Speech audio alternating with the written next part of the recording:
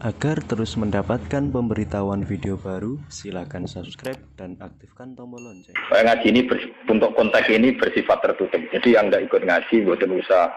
Kalaupun dengarkan rekamannya harus dipandu ya, karena ini sensitif. Ini sensitif. Hadis fitnah itu dimulai dari tragedi-tragedi yang akan dialami umat Islam. Terus di akhir hayatnya Nabi itu sering ngendikan bahwa urusan kalian yang akan datang itu yuradu aliyah, semuanya pernah ditampilkan kepada saya, termasuk tragedi-tragedi kemanusiaan yang akan dialami umat ini. Itu di akhir-akhir hayat Nabi sering ngendikan bahwa saya sebagai Nabi, sebagai Rasul, yuradu aliyah amrukum, termasuk semua dipintaskan ke saya, ditampilkan ke saya. Jadi sehingga Nabi melihat umat akan mengalami apa itu ya kayak melihat video, melihat TV. Termasuk tragedi KPT Said Husain. Nah, ketika itu sudah menjadi keputusan Tuhan, keputusan Allah, Nabi itu hanya bisa memandu secara syariah. Tapi Nabi tidak bisa merubah itu sebagai takdir. Ya kalau mukadimah ini, Nabi sebagai Nabi, karena itu sudah diketahui sebagai takdir Allah itu, ya hanya melihat itu sebagai takdir. Tapi tidak bisa merubah takdir itu, hanya memandu secara syariah. Nah, panduan secara syariat itu dimulai dari misalnya sataf tariku umati salasan wasapina firqah, bahwa umatku nanti akan menjadi 73 kelompok, semuanya sesat di neraka kecuali satu. Ya, Nabi hanya punya panduan satu, itu siapa ya Rasulullah? Qol ma'ana alihil yawma wasabi, orang-orang yang berpegangan sunnah saya dan sunnah para sahabat. Nah, itu banyak hadis-hadis di akhir hayatnya Nabi itu sering pesan begitu. Nah, coba tengah sini jenengan kalkulasi maling. Ini kan teng Bukhari diterangkan ketika banyak fitnah itu ngendikane Nabi ini kan dipandu talzam jama'atal muslimin, kita harus ikut mayoritas. Ini rungono tenan. Apapun kecewa sampeyan terhadap komunitas tertentu atau partai tertentu atau ormas tertentu, kita harus ikut mayoritas.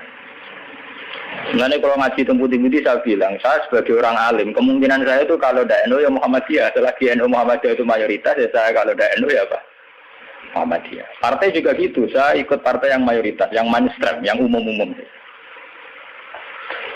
Karena bisa dihitung ya, kalau setiap kebenaran itu diekspresikan lewat partai atau lewat ormas tertentu, berapa sih kebenaran bisa kita lakukan? Kita tidak usah nyebut contoh ya, misalnya sampean meyakini satu kebenaran A dan B, kemudian bikin partai, paling banter kamu sebagai manusia atau hanya bisa melakukan A dan B. Ada partai tertentu yang ingin memperjuangkan kebenaran tertentu, paling banter hanya memperjuangkan 1-2 bentuk kebenaran. Nah, masalahnya ketika semua ini punya ruang gerak untuk bikin kelompok, kelompok ini akan menjadi banyak dan tidak terkendali. Semuanya punya bendera sendiri, punya partai sendiri, punya ormas sendiri. Coba sekarang itu sampean kalau melihat di berita-berita, berapa kelompok yang atas nama karena Nabi serbanan hitam merasa harus serbanan hitam. Karena ada riwayat bahwa Nabi itu pilokan, terus kemudian mereka kalau sudah pakai pilok merasa mengikuti sunnah Nabi. Yang nggak pakai pilok enggak. Memang Nabi itu pakai semir. Dulu semua riwayat mengatakan Nabi Abu Bakar semua itu pakai semir. Ya gaul, Nabi lah itu pakai semir. Dan Nabi itu gaul pakai semir. Tapi semir yang sunat itu memang merah. Di kitab-kitab pakai semir yang sunat sama. Lagi sih nanti ngaji pakai semir itu nggak malah haram tuh. Yang sunat apa? Merah. Jadi misalnya dari KNO atau semir ada apa gitu? Ada wah gaul banget. Nah, akhirnya ada kelompok tertentu niru semirane Nabi itu sebagai kelompok tertentu.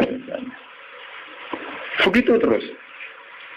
Nah itu kalau kita turuti itu akan menjadi faksi-faksi, kelompok-kelompok kecil yang akan menyulitkan. Sebab itu Nabi mandu kalau sudah fitnah banyak itu talzam jama'atal muslimin. Kamu harus ikut mayoritas. Coba sekarang misalnya menyangkut Jumatan saja. Berapa masjid yang mengharamkan dipakai kelompok lain? Dan berapa masjid yang digeruduk, dirubuhkan oleh kelompok lain pula? Hanya karena satu keyakinan kebenaran kemudian diekspresikan dalam bentuk ibadah. Misalnya masjidnya A beda dengan B. B dengan apa? C. Itu kalau dituruti tidak ada selesainya. Nah itu Nabi berpesan, kalau ada kelompok Islam yang sedang solid, kok ada yang ingin memecah, itu boleh diperangi. Fadribu bisab itu boleh dilawan. Bahkan harus dilawan dengan kekerasan. Kalau harus dengan kekerasan, ya boleh pakai kekerasan. Lalu itu kenapa Nabi se-ekstrim itu sampai menghentikan fadribu bisab? Orang itu harus dilawan dengan kekerasan. Ya tentu kalau kekerasan itu harus menjadi alternatif terakhir. Tapi yang jelas harus dilawan ya. Dalam teori modern ya harus dilawan. Tidak harus dengan pedang, harus dilawan. Kita punya sejarah dulu ya. Kayak dulu ketika mainstream Islam di Indonesia itu mengikuti pola NU atau Muhammadiyah. Dulu kita punya LDII. Punya Darul Islam yang dipimpin Kartosuwiryo. Kebetulan tetangga saya dulu orang Rembang, orang Sulang, daerah saya. Kemudian ada gerakan Aceh Merdeka. Kemudian ada Junduwo, ada kelompok-kelompok yang karena terinspirasi oleh Islam, termasuk kelompok bom bunuh diri dan sebagainya. Kemudian mereka menjadi firqah hanya karena meyakini satu dua kebenaran yang ingin diperjuangkan. Tapi kelompok ini kan tidak mayoritas terus risikonya kan kurang komunikasi, kurang konsultasi, kurang silaturahim dengan kelompok lain. Nah itu repot. Sehingga kayak di Mekah ada Wahabi, di Mesir ada Ikhwanul Muslimin, di Palestina sendiri ada Hamas, ada Al-Fatah, di Syria ada Amal Syiah, ada Syiah Imamiyah.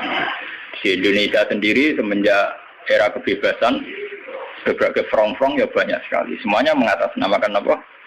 Islam. Memang kita terima kasih dalam hal tertentu yang diperjuangkan. Kita fair, terima kasih.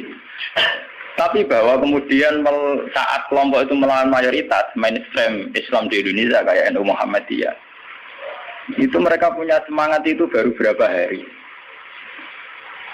NU Muhammadiyah merawat Islam di Indonesia itu sudah puluhan tahun. Mereka merawat Islam dengan semangat baru beberapa hari. Mungkin bapak mereka belum sholat. Kata mereka kuliah, ngerti berita tentang Israel, atau ngerti berita tentang kemungkaran, kemudian menjadi ekstrim. Jadi cara bahasa kasarnya berapa hari mereka kenal Islam. Sudah hanya satu dua kebenaran yang diperjuangkan, mereka anti sama kebenaran sudah jalan lama, yaitu kebenaran yang ditanamkan leluhur kita. Mulai ngajari anak-anak caranya sholat, caranya baca doa iftitah, caranya tumak Nina, caranya sesuci dari najis. Nah, tapi kelompok-kelompok yang istiqomah ngajar ini kan tidak menjadi populer karena ada demo pakai bendera besar-besar. Kelompok apa? Tapi yang demo-demo pakai bendera-bendera besar, apa betul mereka ngurus Islam secara harian? Ngurus caranya orang sholat, caranya orang ngilangi najis. Kiai NU ku selera karuan orang non najis mulai mukhafafah mughalladah mutawat itu angkono do ribet ge gendera demo ya ora tempat ge gendera to bedino mulang urusan apa najis mulang kate jlimet ra karuan ana muktada mutamayiza mukhayyidah takhayyirah sampai mbono sing gamun akhlak to aqua ambek ora aqua iku entek energi menapa entek.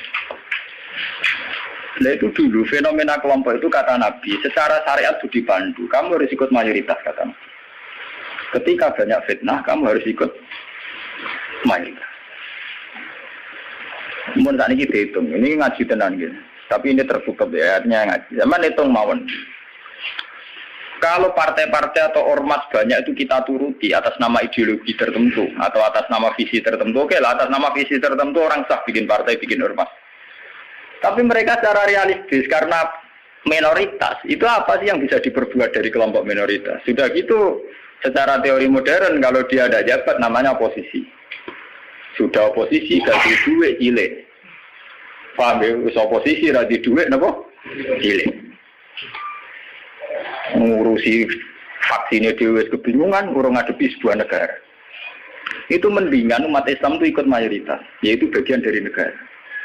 Sehingga peralatan negara dengan sendirinya juga peralatan Islam. Sama saya hitung ya. Kalau nanti ngaji bolak-balik kalau hitung, ini rumah tenan hitung di penggalih. Kalau umat Islam itu ikut umumnya orang, ada yang jadi tentara, yang jadi polisi, yang jadi pedagang, ada yang jadi pengusaha, ada yang jadi miskin. Ini rasa tidak ada jadi. Kalau itu tidak usah proses penjadian, tidak jadi sendiri. Lama.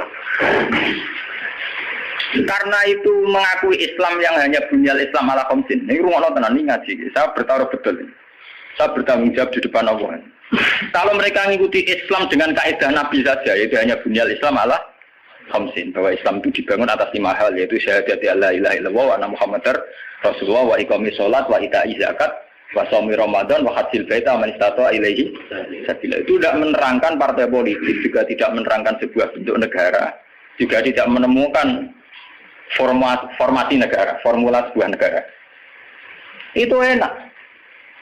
Artinya enak itu misalnya kalau misalnya kayak Rukin Madun mau dibunuh orang Israel karena bagian dari bangsa Indonesia, negara wajib melindungi atas nama dia bagian bangsa Indonesia. Karena dia ngakui konstitusi negara, dia warga yang baik. Maka ketika Rukin Madun mau diculik Israel, itu negara harus melindungi dengan peralatan negara. Itu beda dengan kalau Rukin Madun gaya faksi tertentu, anti negara, negara balanya Amerika. Dia ini gaya faksi tertentu anti Israel. Gaya bambu runcing dewe, gawe senjata rakitan, terus digo nyerang Israel. Itu kalau diserang Israel, itu negara harus tanggung jawab. Toh kamu tetap kalah karena minoritas. Kulo ini pas ngaji teng Demak, teng kanca-kanca sing derek kulo ngomong. Kita secara ideologi bersimpati ya sama kelompok-kelompok yang melawan kebatilan. Tapi kalau kelompok itu kecil dan beda dengan negara, itu resikonya negara harus tanggung jawab. Ya kan kita cerita ilmiahnya saja. Ini bukan menyalahkan siapa-siapa. Kita cerita ilmiahnya saja. Banyak faksi-faksi kecil kayak kasus di Sudan, di Khartoum, di Darfur, di Rwanda, di Kenya. Itu sama kalau melihat berita di Kenya, di mana itu yang sering ada penculiknya itu yang Somalia ya. Somalia. Kelompok-kelompok kecil ini kan bikin satu faksi yang anti negara. Terus mereka atas nama kebenaran yang diyakini bikin gerakan tertentu. Hamas juga beda dengan Al-Fatah sebagai penguasa, yaitu karena presidennya dari kelompok apa? Fatah. Itu untuk menghadapi musuh itu repot, karena dia tidak dihitung sebuah negara, tapi dihitung sebuah kelompok. Tapi kalau para kiai itu ikut bagian dari negara, itu yang harus melindungi negara. Sehingga dengan sendirinya, kalau kita bagian dari negara kayak Rukin Madun ya ikut punya Kodam Brawijaya, ikut punya Kodam Diponegoro, ikut punya Pangdam Jaya. Karena negara harus melindungi rakyatnya, dan itu rakyat yang sah, karena tidak rakyat yang mau bikin kelompok yang anti negara. Ini hitung-hitungan strategis. Sebab itu sejarah Wali Songo itu tidak ada yang tidak mengakui sistem negara. Dulu ketika Sunan Ampel itu dapat Ampel Denta, itu bagian dari Majapahit. Ketika beliau ingin bikin negara, juga mengakui sistem pola negara. Yaitu pola negara saat itu harus dipimpin seorang raden, sehingga Sunan Ampel tidak nyuruh wali-wali yang lain, tapi nyuruh Sunan Raden Sinten Fatah. Begitu terus zaman Basim Asy'ari juga ikut Masyumi, mengakui proses bernegara secara konstitusional, sehingga Basim ya ikut Masyumi saja, ke kelompok bagian dari negara. Dulu ketika era Soekarno ya ada kabinet K4 termasuk NU yang mengakui proses hukum negara. Karena dengan NU ikut partai politik dan bagian dari negara, itu kalau diserang Malaysia atau Portugal ya ada karo nyerang Indonesia.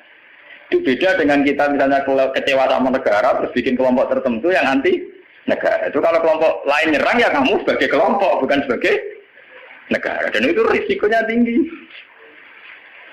Artinya secara syariat itu Nabi benar ketika memandu talzam jamaatul muslimin. Kamu ikut kelompok mayoritas orang Islam, tidak orang mukmin. Muslimin itu lebih preman. Muslim itu ya preman mlebu, gento ya napa? Mlebu, mulai sing kaya kula rapati gento malah mlebu. Lho nggih, karena aturan Islam, kalau dalam terminologi agama, muslim itu kelasnya itu paling rendah, paling umum. Karena kelas pertama itu Islam, terus iman, terus ihsan. Makanya di Quran itu qalatil a'rabu amanna. Qul lam tu'minu walakin qulu aslamna. Di Quran qalatil a'rab amanna. Wong desa muni amanna. Sajane urung level e muni amanah, lagi aslam. Nah, padahal Nabi nyuruh talzam jamaatul muslim. Wis pokoke melok umume wong Islam. Mana kula nu pun bolak-balik cerita. Saya ini termasuk ulama yang mboten nate salat tahiyat masjid diwarang. Mergo umume wong ra salat melok ra salat. Saking kula lho nggih, tapi aja tiru lho. Karena saya begitu berangkat dari muata ilmu saya gitu loh. Jadi orang krono kaslan tak hitung secara strategi menapa. Nah, toko-toko kula tak ngene kula seneng. Wah cocok ya ini Gus Pak, umumnya wong. Yang orang gereja gitu biasa, marung nang pasar gitu biasa, santai mawon. Nanti bakulnya gitu bangga, Gus Pak sering jarang beri Aku loh terlalu urusan orang cerita ulama marung muruah orang buan. Pokoknya umumnya mau Islam marung, ya napa? Marung. Termasuk umumnya kasus tidak dua. Akhir gak teman-teman. Misalnya nyenengi tonggo selingkuh, akhir gak teman-teman. Pokoknya saya ngomong-ngomong mah.